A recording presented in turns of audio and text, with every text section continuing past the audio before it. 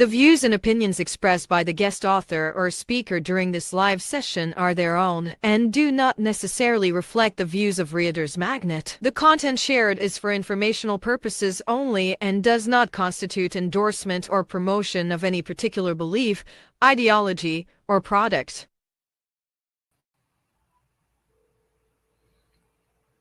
Authors, book lovers, and storytellers, welcome to RM Hive, and you're tuning in to Readers Magnet's featured author interview. I'm your host, Revan, and today we have a very special guest.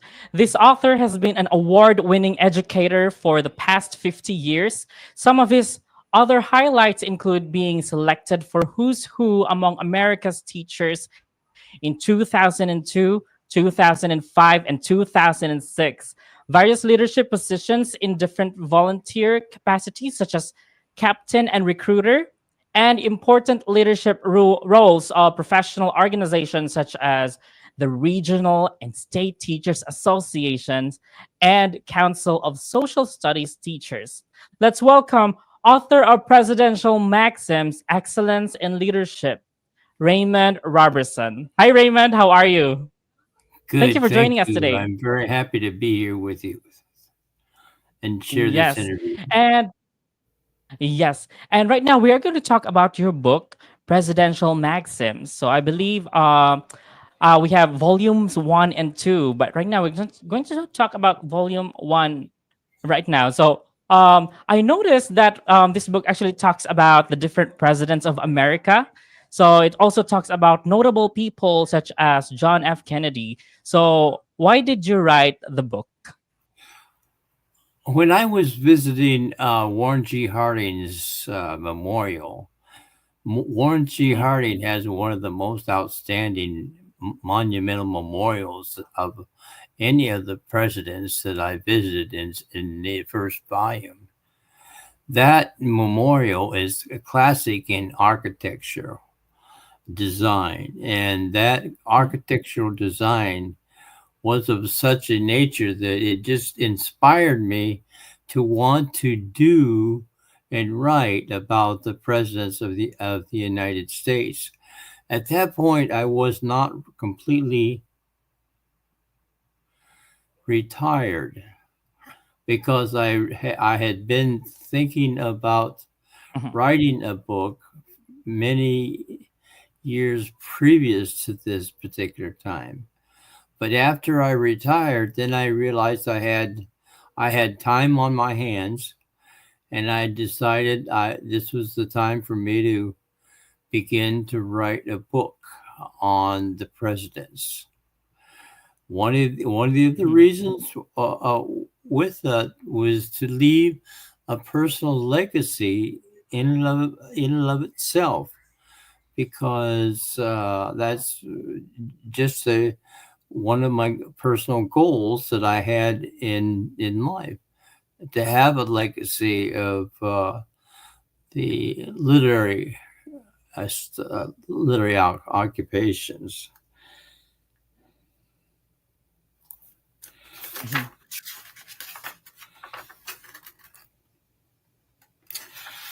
Harry S. Truman, one of Harry S. Mhm. Truman's maxims centers around seeing the big picture and getting involved in a big larger project. The big larger Mhm. project for me was to work with the presidents of the United States, because throughout my Mhm. entire career I had studied and taught about the different presidents of the United States. So I Mhm. wanted to follow up with Harry S. Truman's challenge for anyone who wanted to get involved in big projects. And this was a Mhm. big project. It really was. It I is. eventually got to the point where I knew I had to have two as opposed to one book, because I knew that it would be better to have Mhm. a reader that would be able to read about values Mm-hmm. values in and of themselves if the book wasn't too big. And I Mm-hmm. only chose one particular aspect of each president. I didn't try to choose everything about any of the presidents in mass only. I just wanted to choose one specific trait. For example, I'll give you a couple examples. George Washington. George Washington was considered a very honest man and an honest politician, and he had that reputation. That reputation was of such that, quote, his neighbors, after he Mm-hmm. would have spare time when we'd go home to Mount Vernon, would ask him to work with their finances and their things to get themselves prepared for giving to others what they had. Another point on George Washington was, of course, he was would not allow he would not allow Mm-hmm. his troops to go into the different farms, small farms that they would go to and take or steal food that they were in badly need of. That's Washington. Mm-hmm. That's a good example of Washington's honesty. There are others, but that's all I'm going to mention at this point in time. And I did that for each one of the presidents, from the presidents Mm-hmm. that was born from January through June in volume number Mm-hmm. one. And then in volume number Mm-hmm. two, we did from July through December. December. And Yes. finally, I actually love. I I actually wanted to, love how. I'm sorry, Mhm. I go ahead. Go ahead. Go ahead. I love your book. So go ahead. What do you want to say?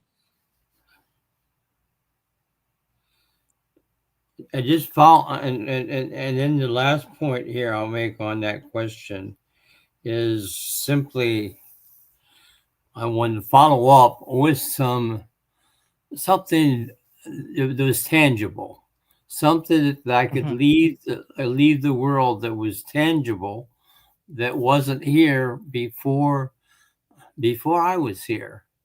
So that Yes. tangibility was also a factor in why I wrote the book. Yes. Question Okay. two. So I actually Yes, I actually love how you created your book because I've opened some of the samples. So it's very comprehensive. There are bullets, and they are actually you actually wrote the book based on their birthday. So January to June for volume one, and July to December for volume two. So for our audiences who are watching right now, you can get Presidential Maxims by Raymond Roberson and Amazon and Barnes and Noble. Get the book, and you can actually learn about these presidents as well. So, by the way, Raymond, what do you hope the book can do for the individual person?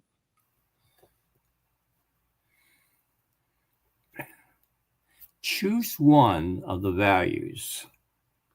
Mhm, Now, obviously, with there's 19 chapters in volume one. mhm, I do not expect anyone to choose 19 values and try to implement them in their lives, because mhm, that's that's not realistic. It's not a realistic goal. But one or two of the values can be very, very realistic and can be a part of the leadership persona, the leadership persona that can help make them a better leader. And that's one mhm, of the reasons I chose to write it, because I wanted to get a little bit into that area of excellence and leadership.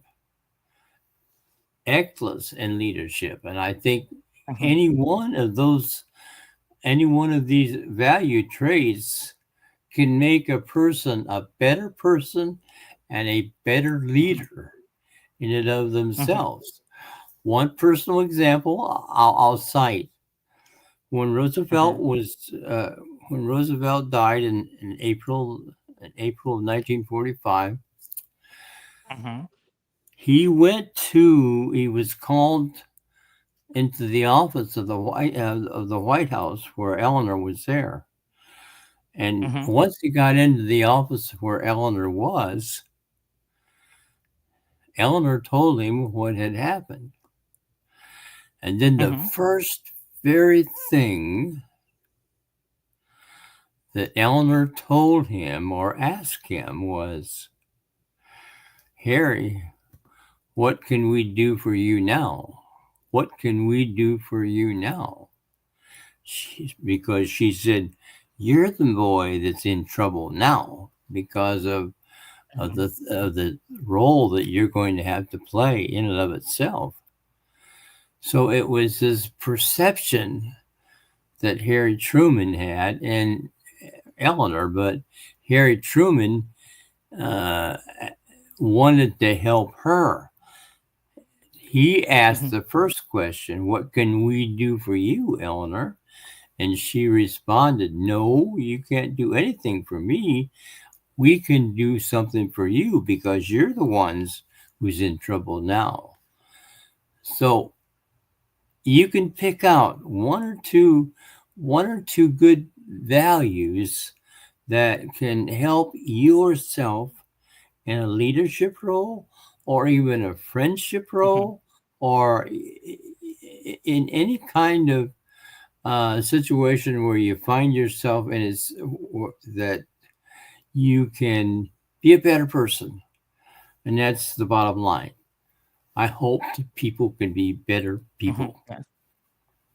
Nice. Yes. So I hope our viewers get that, so you can actually follow one or two values. These amazing books, volumes 1 and 2, actually has these values for our from the presidents of the United States. So Raymond, as the one who created this book, as the one who researches about this and created a comprehensive book, what did you learn from writing this? Well, that's a tough question because it kind of is a review of some Mhm. of the entire spectrum of the lives of the presidents of the United States. Mhm. I felt I felt that I did not want it to be a comprehensive thing because it was way out of uh, stock or way out of Mhm. reality to think that somebody's Mhm. going to pick up a book that has 500 pages in it and it only deals True. with values. And Yes. my book is centered around values. I've used the Mhm. presidents in and of themselves to stress values and to implement values in people's lives so they could be better people. So they could be better Yes. people. So they could raise their Mhm. behavior above the standard, above the Mhm. norm, and Mhm. become a better person in that specific aspect. Mhm. So in writing writing about it, it is first of all you learn all the mechanics it takes to write a book. Mhm. That's the main thing here. You learn the mechanics that it takes to write a book. and Mm-hmm. you have to use whatever you have available, which I Mm-hmm. did not go to the different 12 presidential libraries that is available Mm-hmm. for presidential scholars. But Mm-hmm. I used the ones close to us in Texas. We got one in uh, Austin, Texas, Johnson. So we got one in Dallas, Mm-hmm. George W. We got one in College Station, which Mm-hmm. is George H.W. Bush. Okay, and I used those as much as I possibly could, and also a library, the library that I had and built up over a course of a career, over the course of the career, which spanned almost 45, 47 years in public Mm-hmm. education, both in two different states. So it was kind of comprehensive learning experience for me in writing the Yes. book. Yes. And you know what? My favorite thing about this book and this conversation as well is that you actually use your experience as a teacher. So this book actually gives the cognitive, the affective, and application. So for cognitive, you give the information, the facts to your audience. The affective, you give the values, and application, you let your readers apply these values. So that's actually really good as a book. It's a good legacy for you as well. So, as that writer, that the writer of this amazing book, what exactly is your goal for this book? Well, I've kind of stated it several times.